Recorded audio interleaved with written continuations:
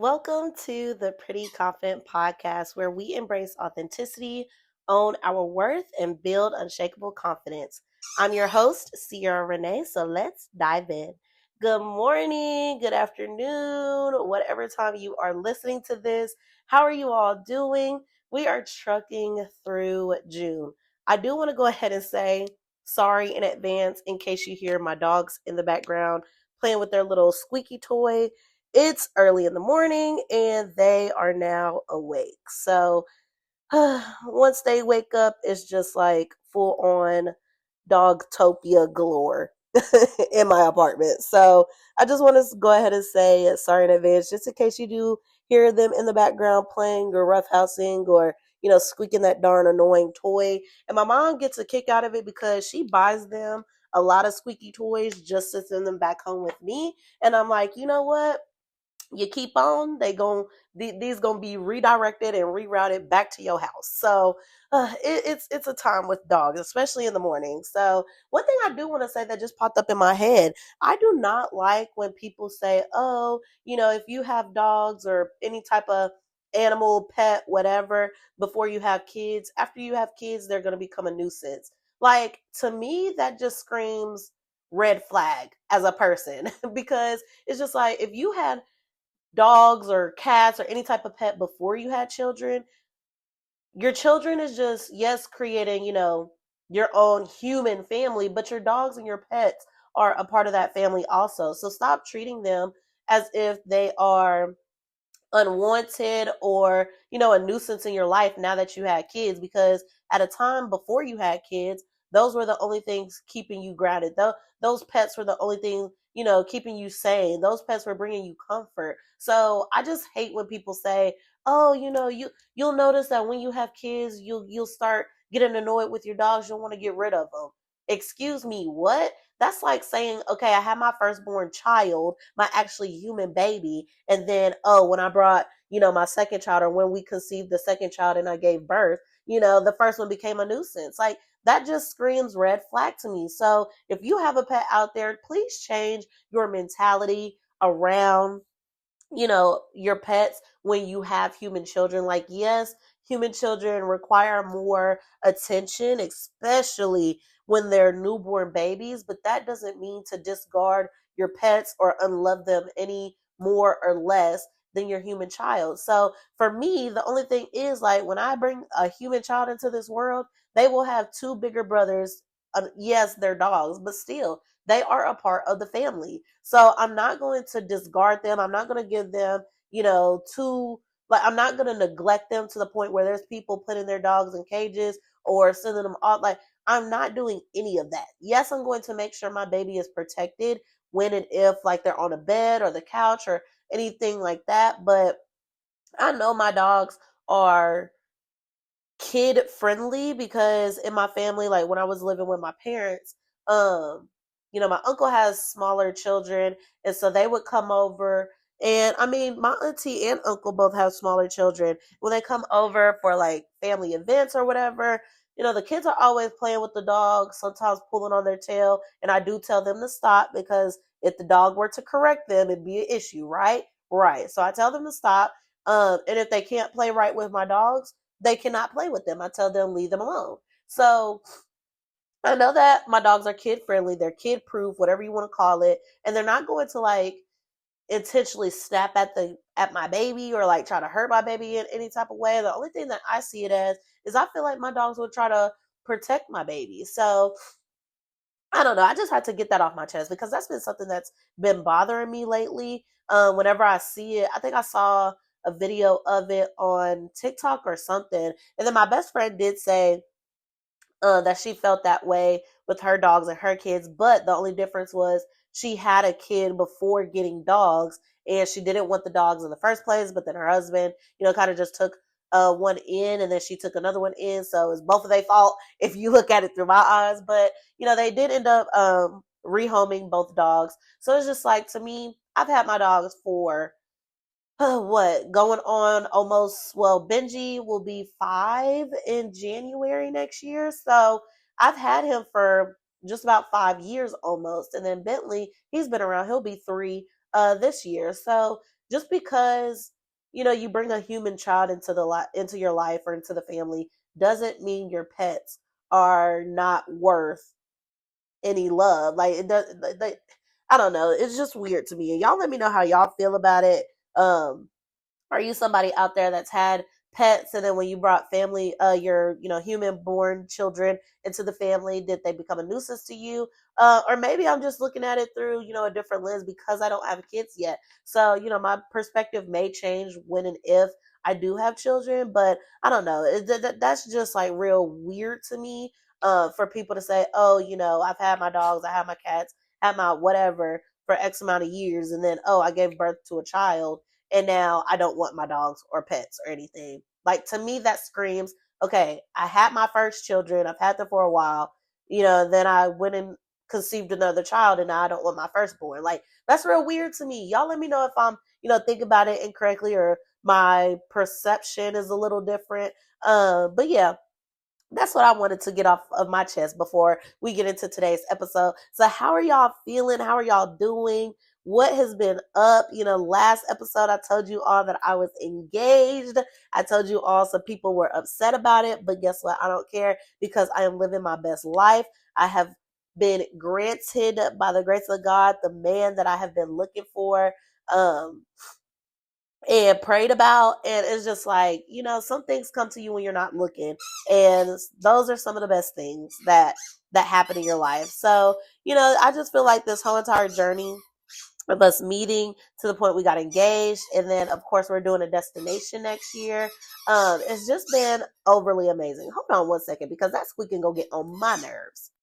Okay, I hope I got it all together. But let me talk to y'all about not people pleasing, doing what is best for you, your mentality, to make sure your stress levels, like managing your stress levels, all of the things. So with me now planning a wedding and the destination and all of this, I am going to have two ceremonies and then a reception. One ceremony will be at the courthouse to make it legal. The second ceremony will be the destination wedding, because obviously it'll be in a different country and that's not legal. So you do have to, make everything legal before you go. Or do you have to make everything legal before you go, or can you, do the destination wedding and then make everything legal when you get back? Either way, I don't know. I'll figure it out when I start going through this stuff. But I do want to do the courthouse stuff before the destination wedding. That way, the only thing that I have to worry about when I get back is the reception. So one thing about me is I do not like to be stressed out.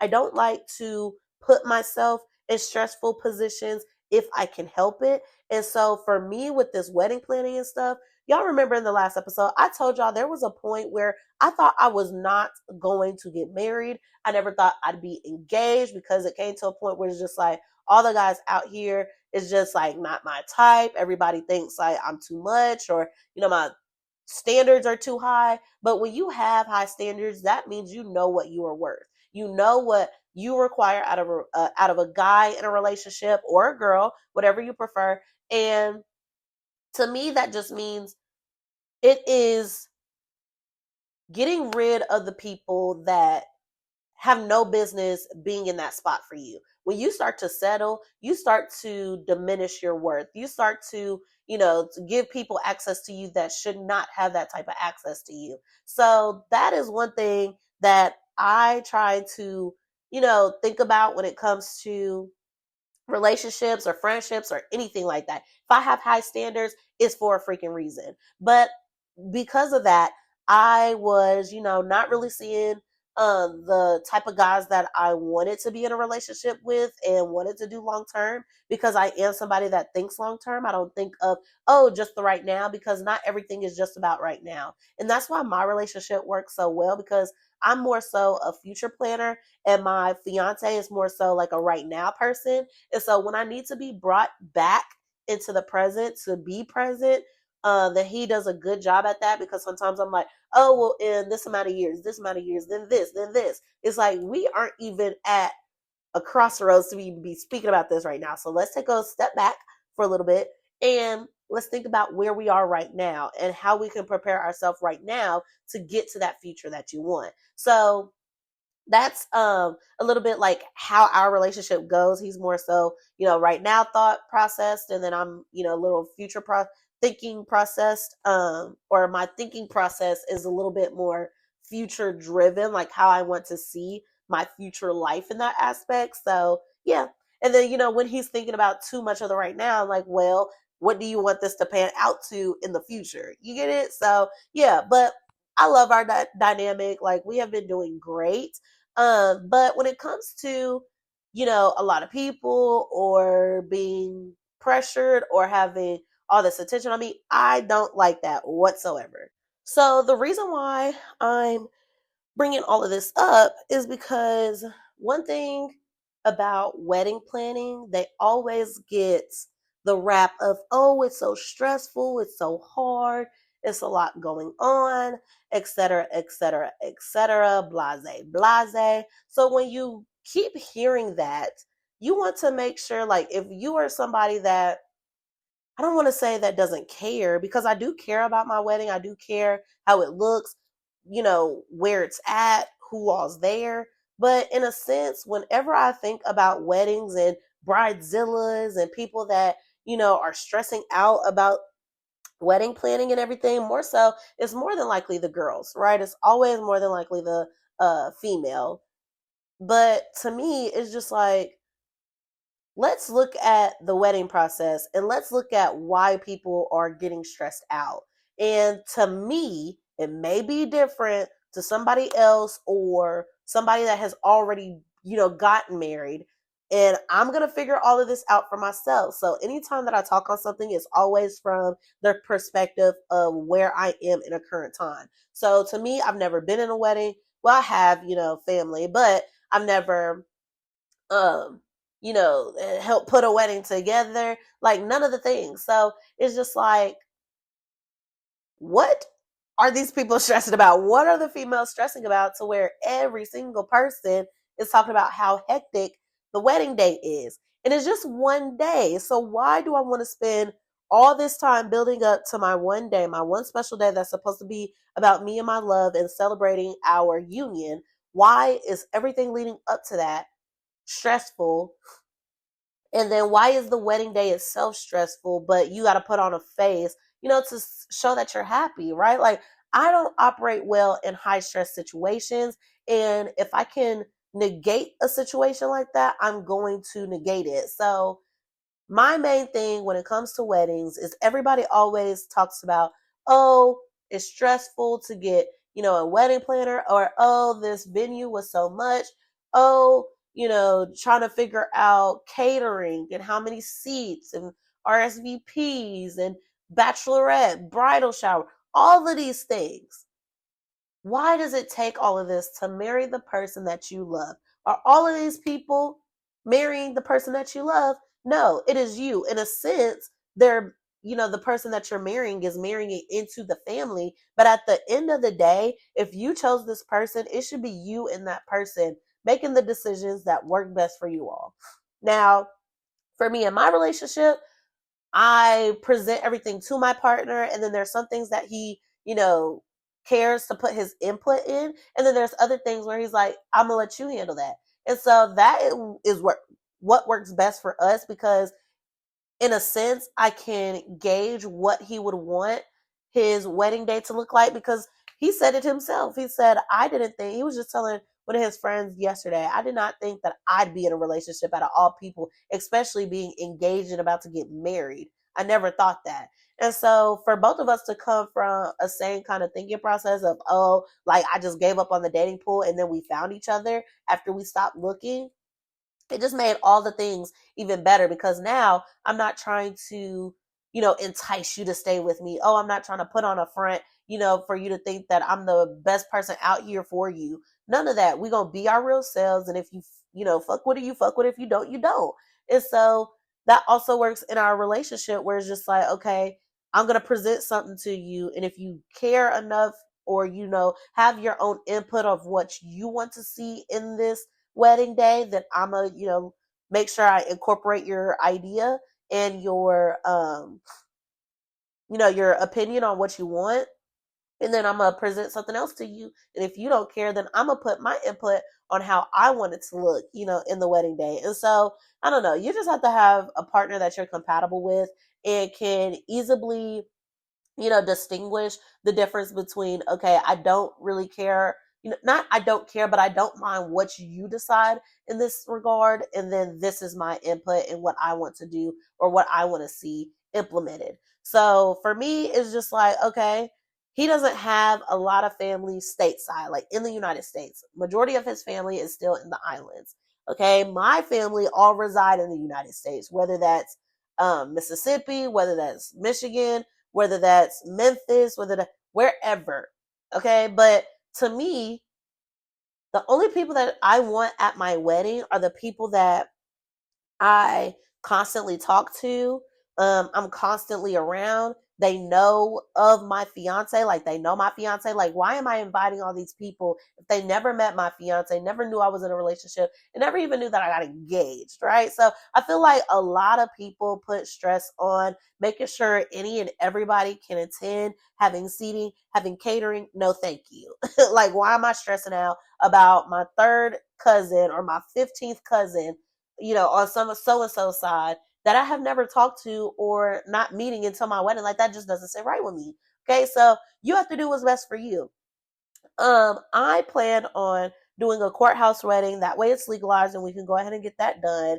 And then two, when we do the destination wedding, if you can pay to come, guess what? You can come. But if not, sayonara, I will see you at the reception. The reception is going to be a big party where everybody could come and celebrate. And then my ceremonies are for those that are close to me, know me, see me growing up, know of my fiance, and have met my fiance. So I don't want anybody at my wedding that I don't know, that I, haven't been in touch with in forever. Like, it just doesn't sit right with me. So that's one stress factor taken off of my plate. Trying to worry about people that I haven't seen in years and trying to make sure they have a seat and catering food. No. So we're going to do a cruise, but instead of getting married on the boat, we are going to get married at one of the destinations that it stops at. Okay. And then we are going to enjoy the rest of our cruise. Now, as far as the honeymoon, we are still trying to figure out that portion, because even though we are getting married on the boat, we're still technically with my family, right? And then we'll have, some of his friends and family there as well. But we're still with our family. I feel like the honeymoon is that first few, that first trip where just you, not your first trip, together, but it's that first trip as a married couple together. Just away from everything else, life responsibilities, all of the whole, all of the things. And so that's the only thing that I feel like I do need to factor in, because yes, it's a 7 or 8 day cruise, and then that's already time taken off of work. So it's then like, how many more days will I have to take a honeymoon, and how long does a honey see? That's the only stuff that I want to worry about. And then that I just cascade to my mom, because she's the travel advisor. Why am I trying to think about these things? I need you to put things together and then present it to me so I can decide if this is going to work for me or not. Okay, so that's like two stress factors, done. I don't have to worry about it.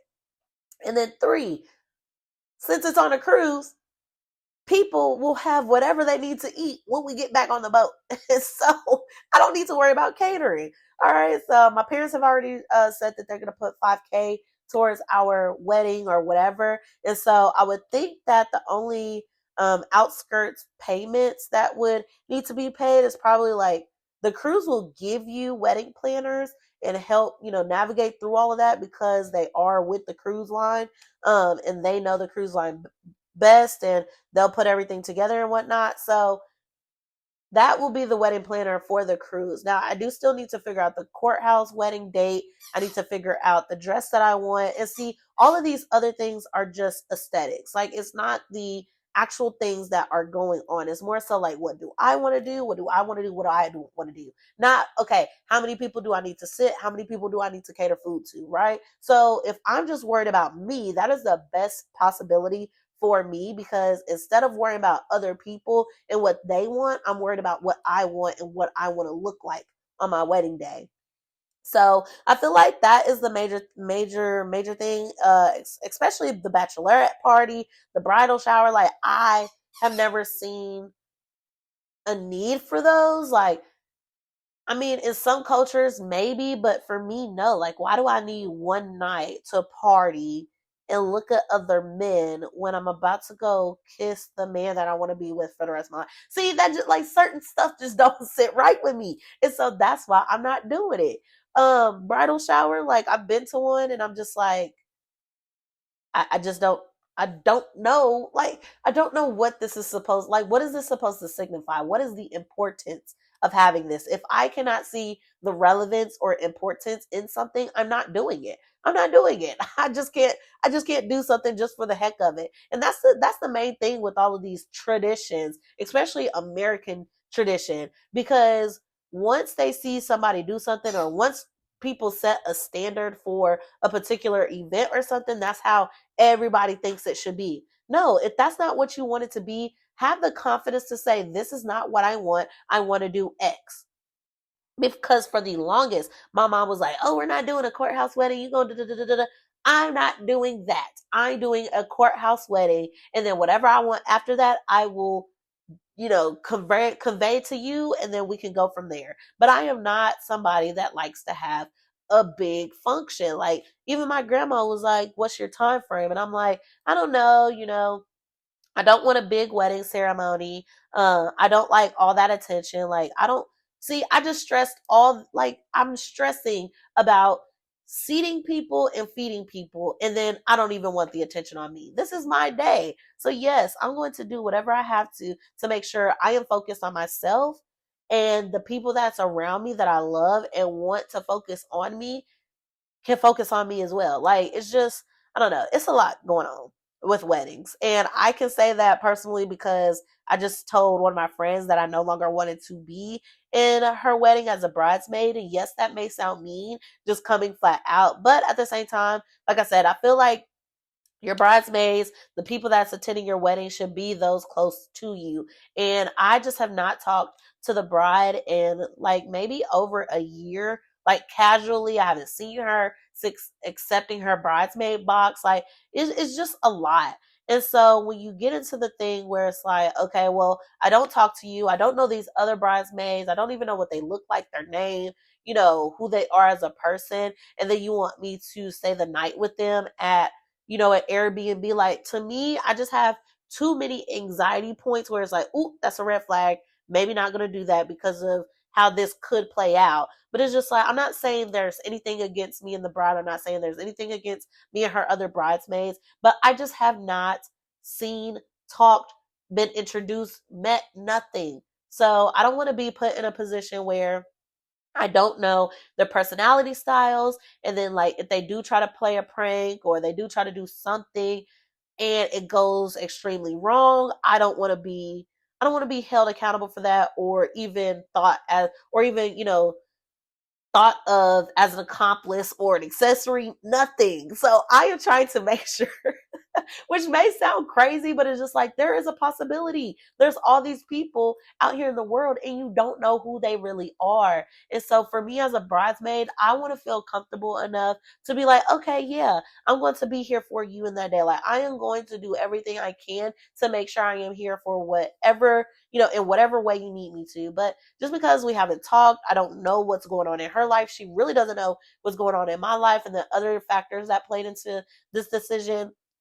I just had to step back, because why am I stressing myself out trying to make it, to your wedding as a bridesmaid when I really don't know what the vibe is and what's going on in your circle, right? So I feel like there should be people that's really close to you that's a part of your wedding and then attending your wedding. So I told her the best thing I can do for you and support you in your relationship in this marriage is to show up in the crowd respectfully. Like, it wasn't disrespectful in whatever way. But we ended it very professional. Like, I was like, I don't really know, how she acts in certain moods and certain emotions, because some things were said, and I was like, oh, I don't know if she talks to her other friends like that. And see, and that's why I'm like, I should know how, like, what you're feeling and what you mean when you text something, because what you say in a text may convey something different to somebody reading it than how you text it. And so for me, best thing to do in that situation was to remove myself. Stop people pleasing and trying to please the bride when you feel uncomfortable being the bridesmaids, when you don't feel like, what's best for you in this season for yourself, because you're newly engaged and have something to plan as well, when you don't feel like it's right for you to, be a part of that situation. So I don't know. I feel like I did the best thing for me because now I can stop stressing about it. But there was just so much stuff going on. And that's where I'm like, this is why I am not a people pleaser. I used to be, I'm not anymore. I'm not going to be a bridesmaid respectfully. I'm going to show up at your wedding and be in the crowd. But taking the bridesmaid title is just it's such an important title to me where just like, I don't live up to that title for this particular person. So yeah, I just said, hey, I'm just gonna, be in the crowd. But yeah, I mean, that same thing with, not wanting a big ceremony, not wanting a lot of people to be there for the ceremony, and more so just being there for the reception. I am not people pleasing. Weddings, most of the time, are for the people that are showing up. Why am I putting this much effort, money, time, sweat, and tears into something that is not for me, essentially? It's for other people to show up, have a good time, and eat. No, that is not what I'm doing. So are you getting are you getting the theme here? Like, I'm not wanting to be in a high stress situation. I'm not people pleasing, and I'm not doing something for somebody else on a day that is supposed to be solely for me and my love and celebrating my union. So I don't know. I don't know if I'll upset some people with this decision. I really don't care. The other part was it for it was the fact that, my pastor growing up was gonna get like marry us. But it's just like, that's not gonna work. I don't know. Like, I'm just done worrying about other people. And I feel like when you stop worrying about other people, you start to live truly for yourself and those, you consider around you that's close. Like, I live for myself and my fiance. I'm not worried about anybody that's outside of these four walls that we pay rent for, right? Like, or we pay rent on. So why am I worried about that person that I haven't seen, I haven't talked to in years? Why am I worried about them coming to my wedding to support me and my relationship and me getting married? Right? Like, it's just so, when you start to think of it, maybe, you regret certain decisions that you made in your wedding, maybe you don't. But for me, I know I'm not going to regret it, because bringing more people causes more stress internally for me, just even thinking about it. So why not nip it in the bud at the beginning and tell people what I want?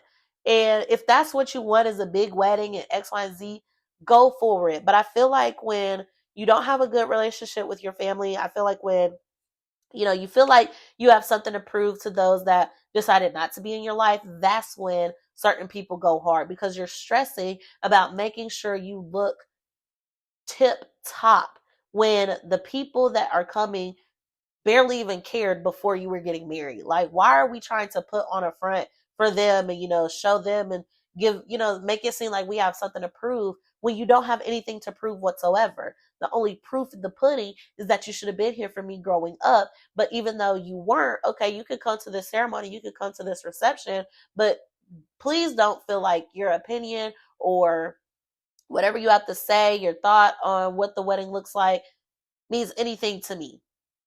So I don't know. I don't know. To each its own, right? But to me, I don't need a lot to marry the person that I love. I live with this person. I see my person every single day. That day is reserved for me and my partner to have the best time in our entire life, knowing that we both came from a thought process of, okay, this dating pool, this generation is cooked. I'm not going to get married, and I'm never going to be in a relationship, and I won't even get engaged. Like, I won't even have the whole nine. But now both of our perspectives have been changed through experiencing each other, growing together, and learning each other. We have built a solid foundation to get to be engaged, to get married in the future, and then to start our family, whether that starts before our marriage in the Dominican Republic or afterwards, wherever it is. We know that that is the end goal that we want to reach, and then start a new goal from there. But I mean, I have no doubts. I have no doubts whatsoever that we will get everything that we told ourselves we were undeserving of having. So be confident in who you are, be confident in what you want, be confident enough to convey what you want, because sometimes your family will try to hijack your wedding planning and tell you what you will and won't have. And so if you're not confident in speaking up and telling your mom or telling your auntie or telling your sister or your brother that you don't want this, your day is still going to be somebody else's. Your day is still going to be there for somebody else to have fun when you are miserable. So stop just letting things happen to you. Take the steering wheel, tell people what you do and don't want, and from there, if you trust them enough to cascade it out, then let them do that. But if you just let them do whatever, there is no say. Your wedding day is not going to look how you want it to look. Regardless of if you had an idea of how you wanted it to look or not, you won't even have an idea of what it will look like. So I told my fiance multiple times, I told my twin sister multiple times, I did not think I'd get here. So I stopped thinking about what my wedding day would look like. I stopped thinking about what my wedding dress will look like. I stopped all of that imagining that a girl should do growing up, and through finding her partner, like I stopped all of that. So I have to challenge myself to have an imagination, get out there, do some searching, find some ideas that you do like and maybe incorporate it a different way. And now I'm still just trying to think about what am I going to wear and what am I going to do with my hair for my engagement shoot, because it is at the end of this month. So that's something else that, I'm kind of stressing about right now. But guess what? It's for me. It's not to please other people. So that is the main thing that I want to get across to you all. Sorry if this episode may have felt like a little all over the place, but this is just how I'm dealing with the whole wedding and preparing and planning situation for me. Like it's different for everybody else. And because I just had, an altercation, not an altercation to where it was bad, but I just had a discussion with a bride to be in August about me no longer being her bridesmaid, that put things in perspective for me as well. And so that's what I just wanted to get out and convey to other people, because maybe other people need to hear this story so that they know, okay, I don't have to be in this wedding if I don't want to. I don't have to be in this wedding if I feel like I'm not close with the bride or the groom anymore. I don't have to be in the wedding. I could just be a part of it and support their marriage and, their relationship from the crowd. I do not have to hold this title if I feel like it doesn't suit me. Okay, so sometimes titles not suiting you is not a bad thing. It's a good thing, because you know who you are and how you correlate in this person's life, or how you relate to this person in real life. So yeah, I mean, so far I'm loving the journey. I'm loving planning things out with my mom. I'm loving getting things together with my twin sister and figuring out, okay, what's the vibe that I'm going for? What type of dress do I want? What hairstyle will go best with what outfit, et cetera, et cetera. So find the little joys in the things that you are doing, especially when the stress factor is high. Find the joy in the little things. All right. So yeah, stop being a people pleaser. Speak up for what you want. A be an advocate for yourself. I love that. Be an advocate for yourself and do what you think is best for you. Stop trying to please all these other people. You are a person yourself. Please yourself first before you try to go please other people. And live for yourself. Stop trying to live for other people. Oh, I don't want to da da da da, but my mom wants me to do this. Your mom is not you. Sometimes we get into this thing where grown-ups are trying to live vicariously through us. No, they had their life and they only have one life. And because they didn't take what they didn't do what they wanted to do with their life, they are trying to push you through certain things that they wanted to do, even if that's not what you want to do. And so you have to convey and be an advocate for yourself. Is this something that you want to do? If not, tell them that. Stop being afraid to tell people how you feel. And I still need to get over that myself, because I don't want anybody to hate me. I think that's the main thing with me is, oh, I don't want this person to dislike me, or I don't want this person to hate me because of this one little thing. And so that was the biggest thing with me, is like, okay, well, if I tell her I don't want to be at her wedding, or I don't want to be her bridesmaid, she may hate me. This may end in in a broken up friendship. Even though we don't talk as much, I don't have to talk to you every day to know that we're cool. So I just didn't know how it was going to end. So, thank God it ended, I would say in the best way possible. We're still, friends. We're still cordial. There's nothing to be like, oh my gosh, I'm no longer her friend. Woe is me. And cascade that out to the whole entire world. There's no need for that. But it's just like, you wanted me to do this. This is what I see that title as and everything that comes with it. And I am not checking off any of those boxes. So I'm going to take a step back. And so that was best for me. And I love that, I chose me in that instance because she still asked, oh, well, I'm just asking you to be a bridesmaid. If you could just do X, Y, and Z, that's all I'm asking. I already had made up my mind. No, sorry, but no. So, yeah, I mean, I'm not trying to say it mean or anyway. Like, I love her. I love her relationship. Love her fiance. Wish the best and nothing but the best for them. It's just certain things I don't see. I don't see as beneficial for me or the other party. So I just want them to have the best day possible, stress ridden, because I already know how this has been stressful for her.